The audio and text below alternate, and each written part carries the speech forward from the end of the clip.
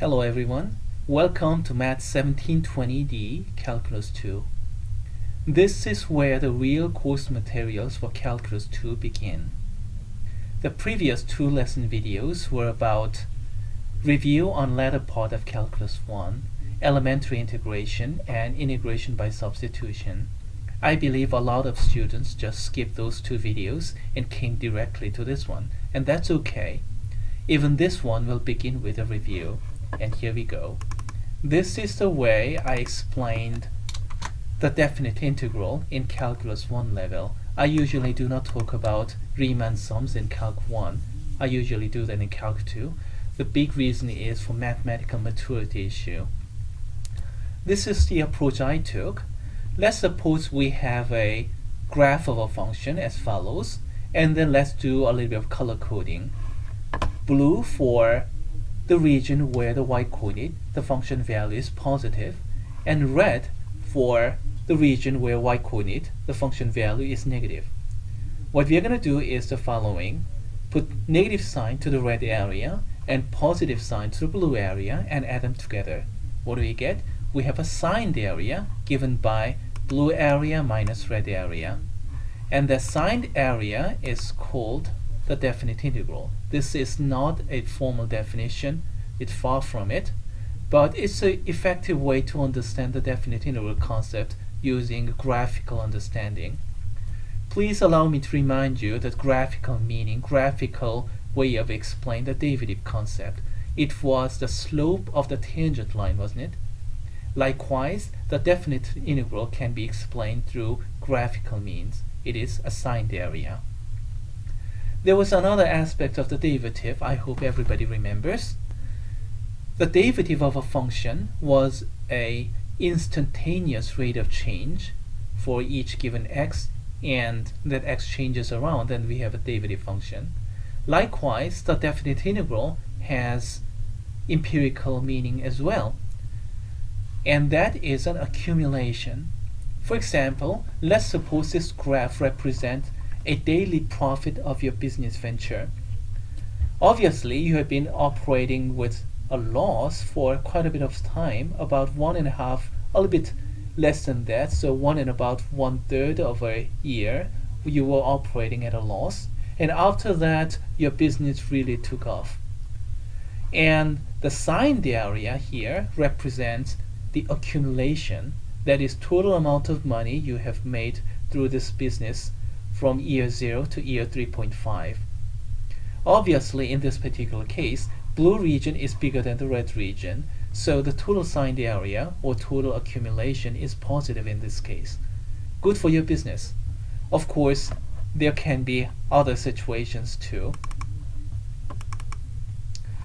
These are the ways I use to explain the properties of the definite integral. Again, I rely upon graphical argument.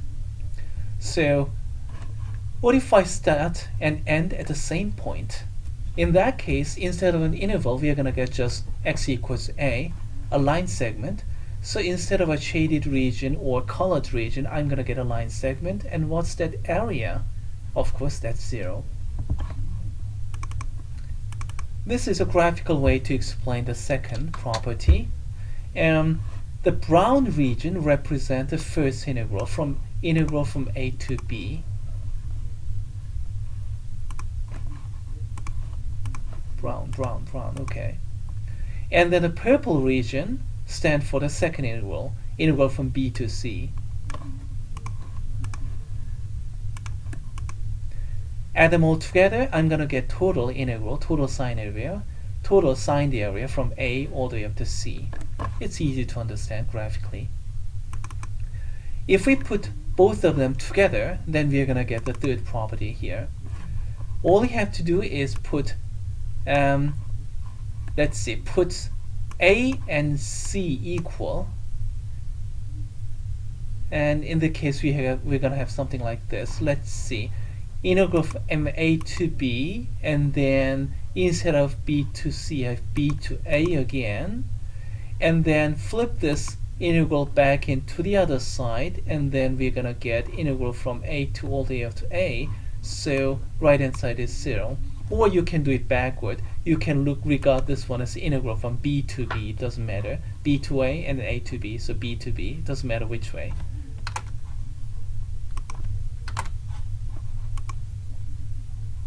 And then right hand side is 0. So flip it over. Flip one of the integral over to the other side. Then you're gonna get integral from a to b. Excuse me. Integral from b to a is the same as integral from a to b with negative sign. And of course, let's bring it back to whatever it was before, because both of them are equivalent. Okay, so much for the explanations, heavy on graphical explanations, and let's talk about some further properties which is shared by antiderivatives as well. If you put a constant coefficient and that can come out of the integral, okay, that's fine. If you have a sum of two functions in the integrand, then that becomes the sum of the integrals. And graphical explanations exist. If we double, for example, the function, and area will be doubled. If you sum up two functions, like blue plus red becoming black, then area will just sum. Easy to understand graphically. Average value, this is of little importance, or at least it was of little importance in Calculus 1 level. In Calc 2, when you do some centroid computation and things like those, it may come back, but essentially this is just a formula. What is an average? It follows the average value formula like this, and then we have a y-coordinate value given by the average, and then here is a graphical argument here. The area underneath this horizontal line, the area of the rectangle, which I'm representing with my moving mouse here, is the same as the entire signed area. So area of this rectangle is equal to entire signed area underneath the curve. That was a quick review on the definite integral in Calc 1 level. And before moving on to Riemann sums and in-depth analysis of the definite integral, let's talk about some further applications of definite integral. And here's one. Okay, let's move on to section 3, the fundamental theorem of calculus. It goes like this. As a matter of fact, the fundamental theorem of calculus has 3 parts. Number 1, if my function is continuous, then the definite integral exists. That's the hardest part to prove.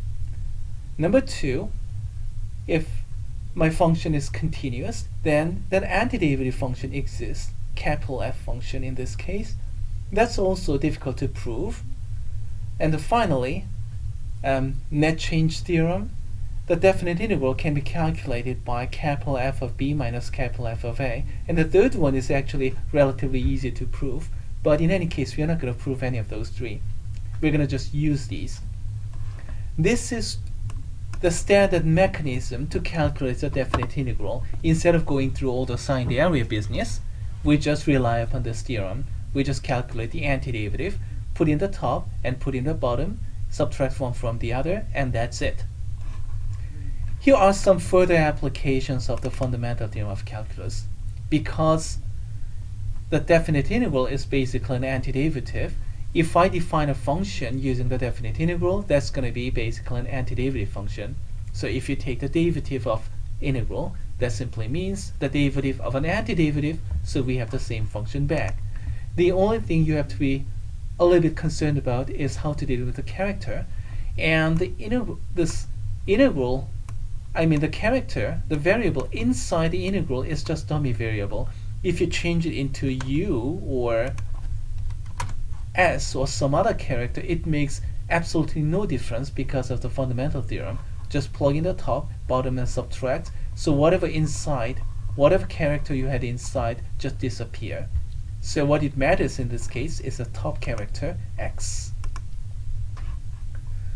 Let's go over to the next level, and here it is. So what if we have x in both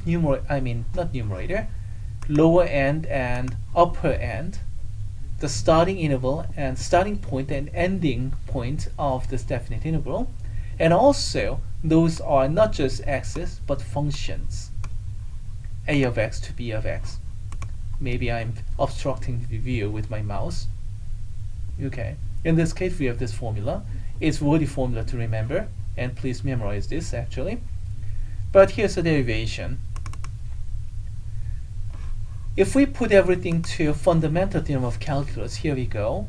Capital F is an antiderivative function, so if small f is continuous, then capital F exists, and then the definite integral is capital F of bx minus capital F of ax. We cannot calculate this capital F, but it doesn't matter because we're going to calculate the derivative later on. So if you calculate the derivative of this integral, this left-hand side, what do I get? We can apply the chain rule here. Number one, derivative of the outer function, f prime. Step 2 of the chain rule, inside never changes, just b of x. And step 3 of the chain rule, the derivative of the inside is multiplied outside of this, b prime of x. We do the same thing to the second one. Step 1, derivative of outer function. Step 2, inside stays the same. Step 3, derivative of inside is multiplied outside of all this. And then you can make the final observation. This capital F prime is actually small f function, which you started off with. And putting everything back in, we have desired form.